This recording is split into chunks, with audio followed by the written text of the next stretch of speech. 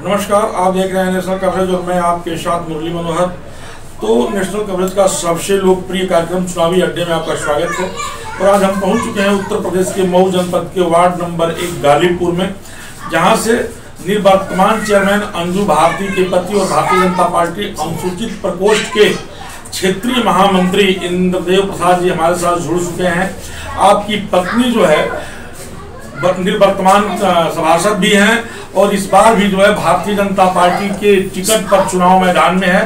तो आइए हम आपसे बातचीत करते हैं कि अगर आपको दोबारा मौका मिलता है तो आप गालीपुर के विकास के लिए क्या क्या करेंगे। ये वार्ड नंबर 1 है।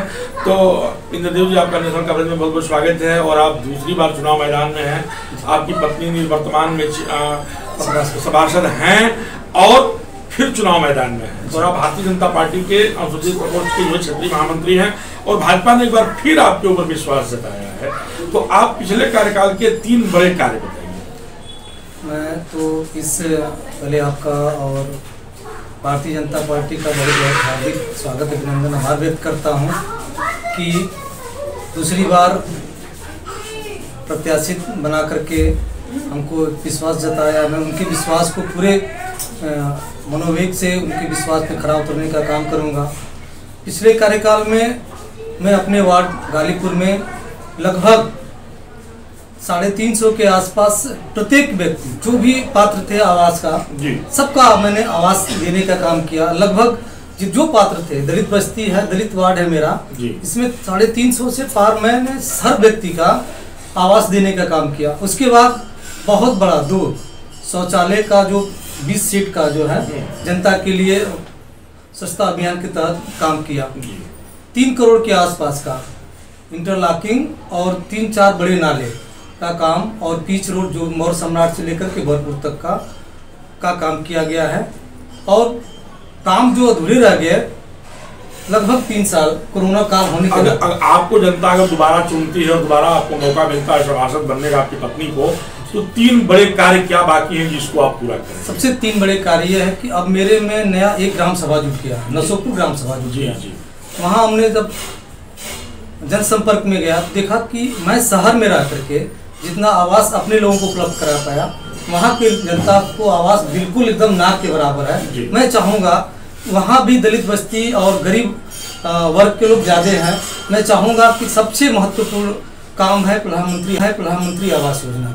मैं चाहूँगा कि घर घर हर व्यक्ति, हर पात्र लाभार्थी को इसका सबसे बड़ा लाभ मैं पहुँचा पाऊँ। यह मैं यही पहली मेरी प्राथमिकता होगी। दूसरी प्राथमिकता यह है कि यह मऊ नगर पालिका का एकदम पूर्वी छोर का वार्ड है। ये ग्रामीण ग्राम सभा से वार्ड में प्रवर्तित हुआ है। यहाँ काम बहुत ज़्यादा है। अधिक से अधिक प्रयास करना चाहूँगा इस वार्ड का नाली खरंजा इंटरलॉकिंग का काम करा सकूं। यही मेरा पूरा प्रयास रहेगा अपने इस वार्ड के प्रति। इस वार्ड की एक सबसे बड़ी समस्या यहाँ के नौजवानों को खेलने के लिए खेल का मैदान नहीं है। तो क्या आप खेल के मैदान के बारे में सोचें?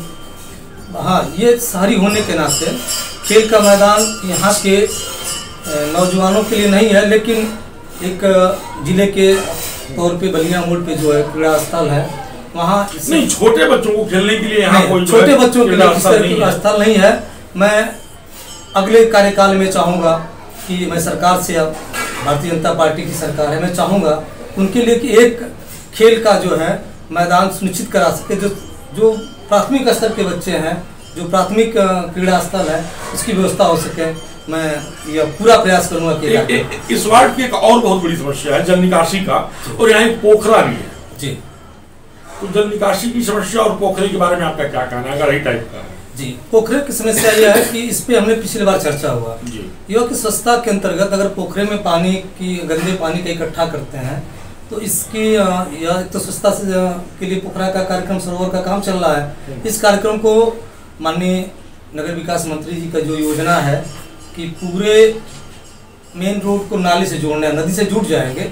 नदी से नाले न जुटने के कारण मोहल्ले के पानी जो अगल बगल इकट्ठे होते हैं, इस बात को मैं स्वीकार करता हूँ। ये लगभग 25 साल से परंपराएं चल रही हैं। अगर आपको मौका मिलता है तो आपका प्रयास होगा कि ये पानी निकाल के बाहर करके नदी में कर दिया जाएगा। जैसे उदाहरण के तौर पे पिछले इधर बहुत बड़ा एक पोखरा था, उसमें पानी गिराया गया तो गढ़ी में, वो गढ़ी भर करके इतना ओवर हो गई थी कि घरों में पानी जा रहा था। उसको मैंने प्रयास करके नाले बना करके डॉक्टर सी राय की तरफ से नाले में उसको प्रवाहित कर दिया गया। मैं अगला प्रयास होगा कि नाली की व्यवस्था, पानी की निकासी की पहली व्यवस्था।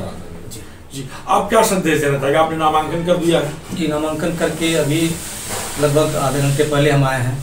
मैं सौभाग्य का विषय है कि आपके नगर विकास मंत्री भी आपके होम डिस्ट्रिक्ट से ही हैं और आपका वार्ड नंबर भी पहला ही गालीपुर पड़ता है। जी, लगभग 45 वार्ड है यहाँ और शुरुआत ही गालीपुर से होता है। जिले का कैंप कार्यालय भी है माननीय मंत्री जी का इस वार्ड में। तो मंत्री जी को इसका आपको कितना लाभ मिलेगा? माननीय मंत्री जी के कार्यालय से लाभ देने को तो सबका काम करने के लिए हैं, किसी व्यक्ति विशेष के लिए नहीं। बस ये मैं बताना चाहता हूँ कि वार्ड नंबर 1 इस मऊ नगर पालिका परिषद की सबसे बड़ी दलित बस्ती का वार्ड है और इसमें ज़्यादा गरीब वर्ग होने के नाते ज़्यादा काम की आवश्यकता है, जिससे हम लोग प्रयास करते हैं कि अधिक से काम हो। लेकिन काम एक पिछले कार्यकाल में लिमिट मिलने के कारण कुछ काम हम नहीं करा पाए। चेयरमैन अपने मत का न होने के कारण कुछ समस्या आई, या इस बात को मैं भी स्वीकार करता हूँ। हमने बहुत प्रयास किया, जो काम जो मिलना चाहिए नहीं मिल पाया और हम लोग एक पार्षद सभासद होने के नाते आग्रह निवेदन पे ही काम मिलता है, न कि हम लोग की किसी वित्तीय पावर का अधिकार है। यह एक हम लोग के सामने समस्या है।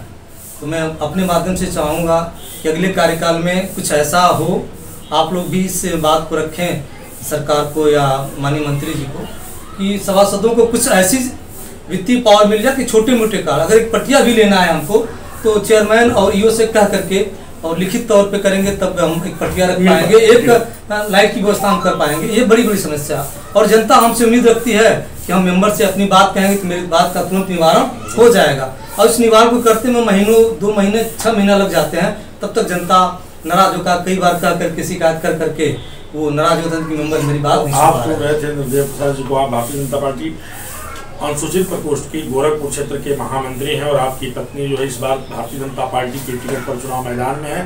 आपका जो सबसे बड़ा काम था पिछले कार्यकाल का, वो लगभग 300 गरीब और पात्र लोगों को जो है आवास देने का काम किया और जो प्रसिमन के बाद जो नए ग्राम सभाएं जुड़ी हैं और जिसमें लोगों को आवास नहीं है, उन सारे पात्र लोगों को आवास दिलाने का भी आपने संकल्प ले रखा है। मुरली मनोहर के साथ खास रिपोर्ट बने रहिए मेरे साथ और देखते रहिए नेशनल कवरेज।